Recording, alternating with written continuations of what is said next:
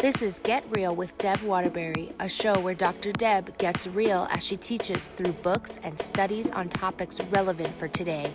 And now, here is your host, Dr. Deb Waterbury. Welcome to week 2 in our series, Finding Intimacy with God, Psalm by Psalm. You know, as I said last week, I thought this was a really important and timely series, especially given the season that we're in right now, but any season of life in terms of understanding where that intimacy is. And I said something last week that I feel like I need to say again. You do not have to receive or get or earn or try to find intimacy. And I know that the title of this might even be a little misleading because it says finding intimacy with God. You don't have to find it really. It already exists. What you have to do is find within yourself the knowledge of it and be able to access that which already is. It's kind of like our knowledge of Christ as our bridegroom, our knowledge of Christ loving us and wanting us for all eternity. You don't have to do anything to figure out how to get that. You already have that. He already stands there adoring everything about you. The sadness is that we don't see that which we already have, and we don't live in the knowledge of that which we already have. And that's the part about having intimacy with God. We're already intimately known by Him. It's for us, it's getting to know Him intimately so that we can then accept that He already intimately knows you and loves you and wants to be with you. So last week we talked about just being able to seek God the person and how you do that. And we talked about that being in worship. Again, this week, as we're moving into the next and just getting started with this series, I wanted to talk about how intimately we are known by God. So this lesson today is called Intimately Known by God. And I want to look at Psalm 139, which quite frankly is one of my favorite Psalms. And you'll recognize it if those of you who haven't already done so once you get there. If you haven't gotten there or you have your Bibles, you can turn there. Psalm 139, I'm just going to be looking at the first 18 verses, but I wanted to talk about aspects of God and how it is that He can know us intimately, and what does that mean to you and I. So, I chose this because I do think that in order to grasp this intimacy, we have to understand the extent of who God is, the extent of His sovereignty, the extent of His of everything He knows of who He is. And so we're going to talk about 3 omni words. The fact that He's omniscient, which means all-knowing, omnipresent, which means everywhere, that He's everywhere at the same time, and omnipotent, which means He has all power. So I want to talk about those 3 things because I think there are 3 sections of verses 1 through 18 speak specifically to the glory of the fact that God is omniscient, omnipresent, and omnipotent. And so, I think if we can get a hold of that, then we'll be able to accept the fact that, oh my goodness, He knows me that well. He knows everything, and He still wants me. That's the trick, isn't it? I mean, because I know what you feel. I know what you mean, man. I look in the mirror every day. I know where I am. I know who I am, and I know what I just thought. A couple seconds before I looked in the mirror. It's daunting and quite frankly profound to me that a God like that wants me. But the more I know about Him, the more I can come to grips with that, and then just be so exceedingly grateful that I have been intimately known by such a God. Charles Spurgeon said this about Psalm 139, which I thought it was so good. He said, Psalm 139 is one of the most notable of the sacred hymns.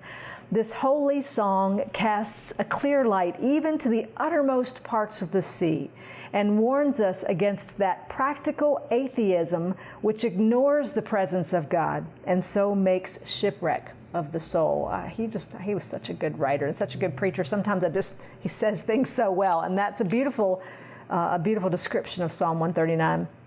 So let me start with reading the first 18 verses of Psalm 139, and then we're going to split it into sections, verses 1 through 6, verses 7 through 12, and then 13 to 18. I think those are the ones that speak to His omniscience, His omnipresence, and then His omnipotence. So Psalm 139, and again I'm reading from the English Standard Version.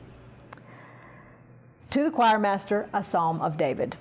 O Lord, you have searched me and known me. You know when I sit down and when I rise up. You discern my thoughts from afar. You search out my path and my lying down and are acquainted with all my ways. Even before a word is on my tongue, behold, O Lord, you know it altogether. You hem me in, behind and before, and lay your hand upon me. Such knowledge is too wonderful for me. It is high. I cannot attain it. Where shall I go from your spirit? Or where shall I flee from your presence? If I ascend to heaven, you're there. If I make my bed in Sheol, you are there. If I take the wings of the morning and dwell in the uttermost parts of the sea, even there your hand shall lead me and your right hand shall hold me. If I say, surely the darkness shall cover me and the light about me be night, even the darkness is not dark to you. The night is bright as the day, for darkness is as light to you.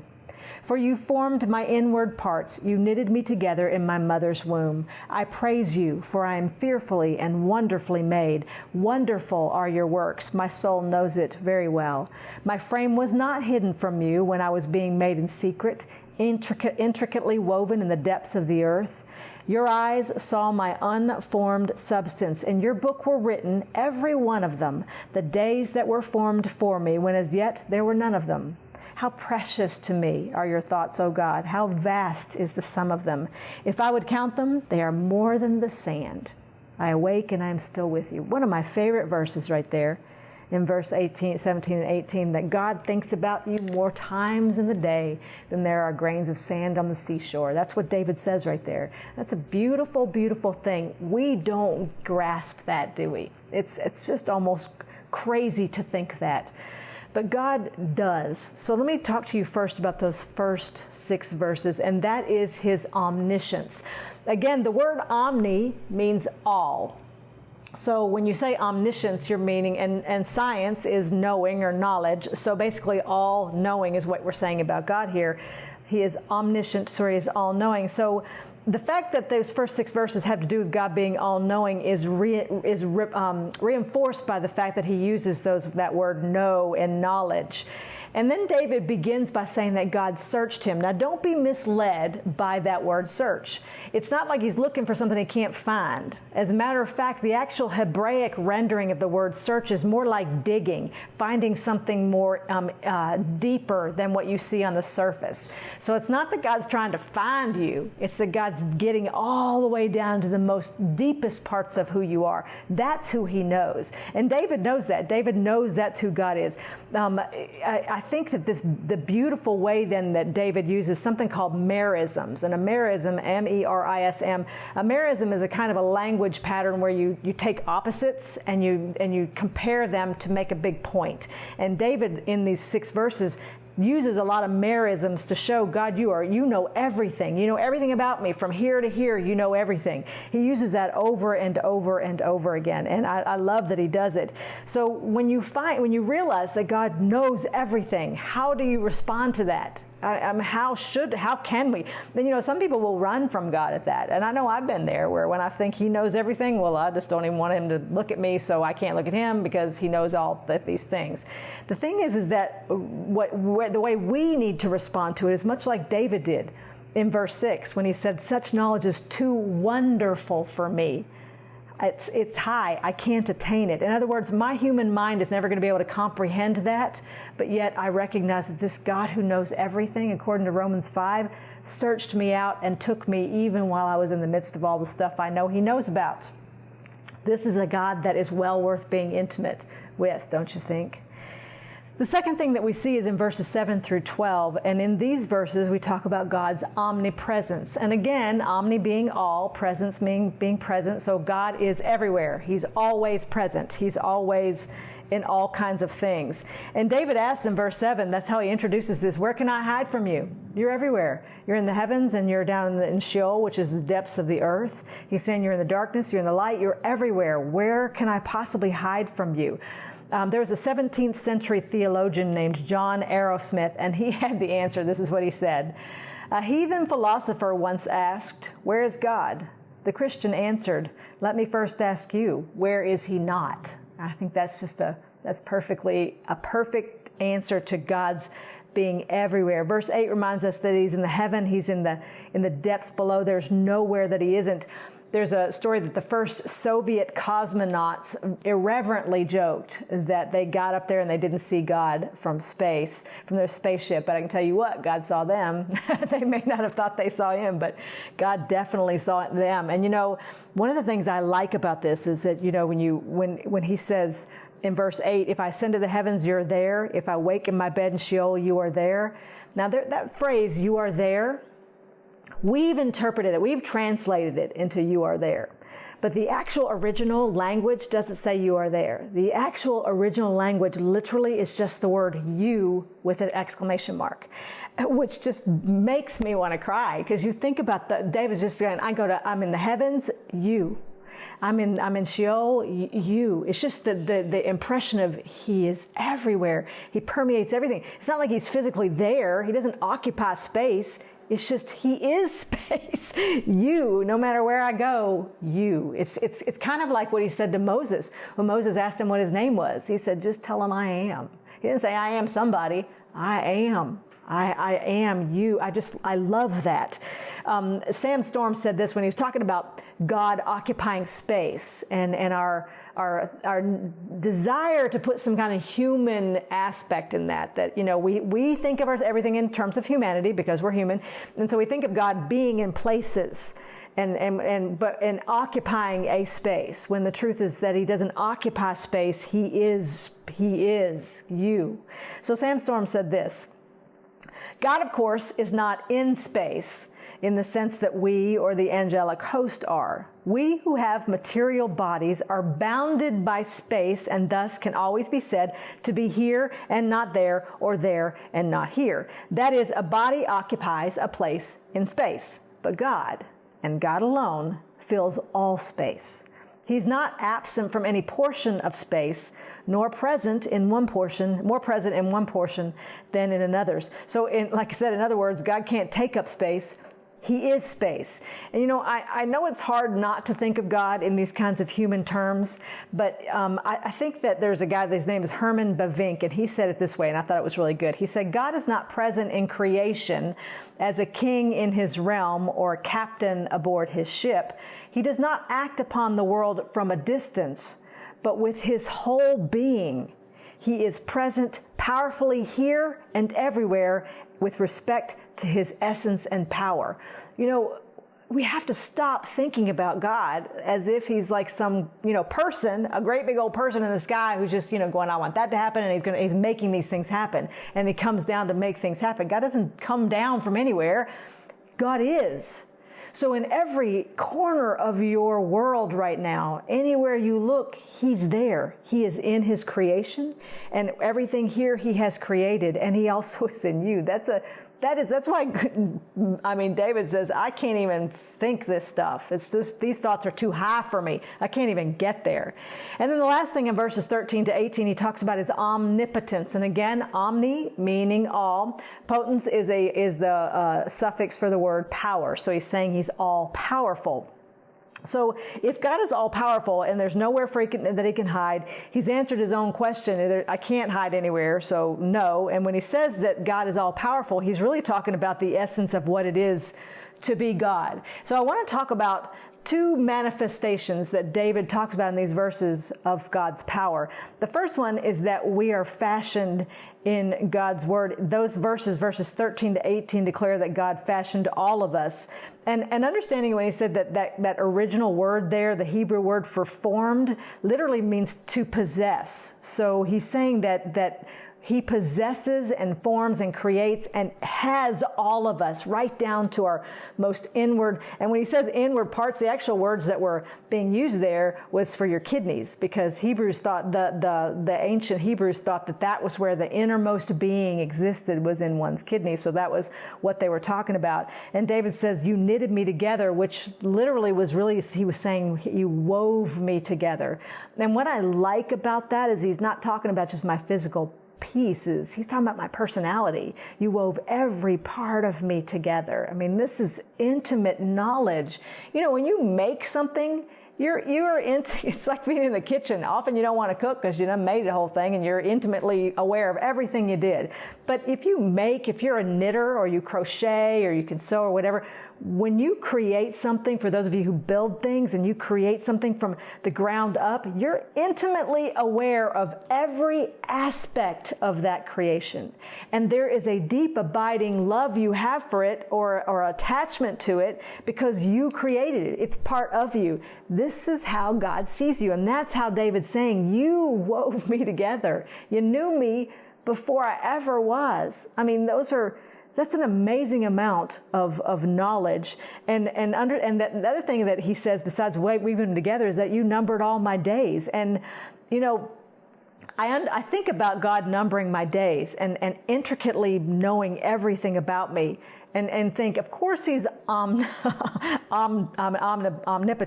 You know, Augustine said this: men go abroad to wonder at the heights of mountains, at the huge waves of the seas, at the long courses of the rivers, at the vast compass of the ocean, at the circular motions of the stars, and they pass by themselves without even wondering. And so I wanted to spend a minute just pointing out to you some of the things that are quite frankly make me marvel at this Creator. And I want you just to consider these couple of facts, and just a few of them that I found. And I thought they were so interesting that, for one of them, every second more than 100,000 chemical reactions take place in your brain. There are 10 billion nerve cells to record what you see and hear. 10 billion. A lot of that information comes by way of the miracle of the eye, which has 100 million receptor cells in each eye. Your retina has 4 other layers of nerve cells beyond that. And so altogether, the vision system makes the equivalent of 10 billion calculations a second before you even see something. So before the image even gets to you, your brain and eyes have made over 10 billion calculations so that you can see this screen right now. None of that mentions the miracle of the ear, which translates sound waves into meaningful speech and sound, or those of taste and touch and smell. Part of your brain regulates voluntary matters like your muscles and coordination and thought processes. Other parts control involuntary, like your digestion, breathing, and heartbeats. 1 square inch of your skin, 1 square inch of your skin has about 625 sweat glands, 19 feet of blood vessels, and 19,000 sensory cells.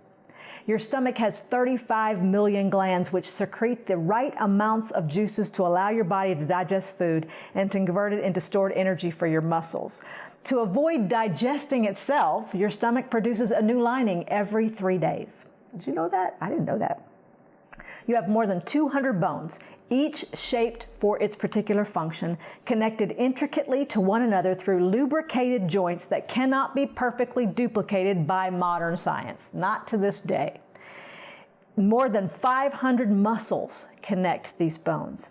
The heart muscle itself beats over 103,000 times each day, pumping your blood cells a distance of 168 million miles in a day. A single human chromosome, that's a DNA molecule, contains 20 billion bits of information. If the information from one DNA molecule were to be written down, it would take over 4,000 books, volumes of books, to express what's in one DNA molecule. It's an amazing thing to me. Now I want you to listen to this quote that I'm going to read to you, and I'm going to tell you who said it afterwards. This quote is, "It is clear then that the sequence of rungs on our DNA ladders represents an enormous library of information. It is equally clear that so rich a library is required to specify as exquisitely constructed and intricately functioning an object as the human being." You know who said that? That was Carl Sagan, probably one of the most noteworthy atheists ever to live. This man who just said this about the human body absolutely believed that it all happened by chance. That's crazy talk. How he could know what he knew and still think that all of that happened by chance is amazing to me. He didn't think it, a millisecond after he breathed his last breath, but at that moment he thought so. We as believers, when faced with these facts, we understand this God, he intimately knows you. I mean, if he created you with that kind of intricate design, He knows everything about you, including your personalities, and absolutely adores you and has sought you out for relationship. You know, being known by God, intimately known by God, because He is omnipresent, He is omniscient, He is omnipotent, He is everything. He knows everything about you.